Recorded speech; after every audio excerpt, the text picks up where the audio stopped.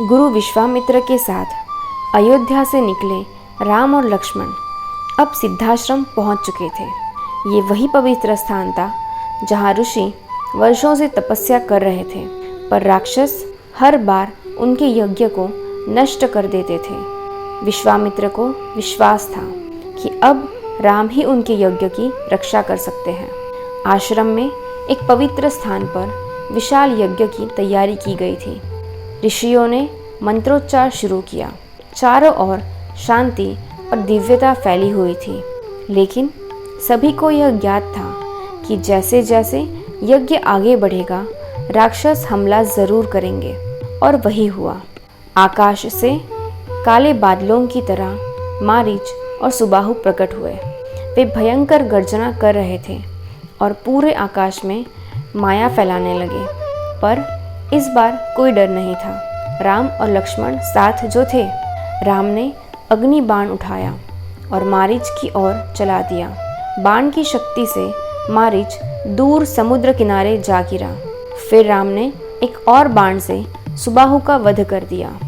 लक्ष्मण ने बाकी राक्षसों को पीछे हटने पर मजबूर कर दिया। ये विजय सिर्फ युद्ध की नहीं, बल्कि धर्म की थी। अब यज्ञ पूर्ण हुआ और आकाश से फूलों की वर्षा होने लगी। ऋषियों ने हर्ष से श्री राम की स्तुति की। विश्वामित्र की आंखों में संतोष था। वे जानते थे कि राम केवल एक राजकुमार नहीं, एक दिव्य आत्मा है।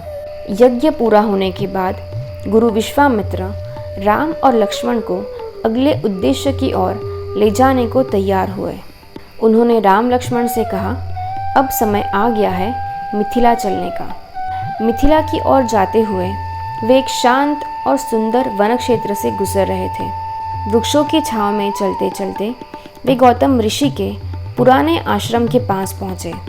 वहाँ सब कुछ शांत था, पर एक पत्थर की मूर्ति बीच में थी, मानो किसी कथा को चुपचाप सुना रही हो। विश्वामित्र ने राम से कहा, ये कोई साधारण मूर्ति नहीं है, ये अहिल्या है, गौतम ऋषि की पत्नी।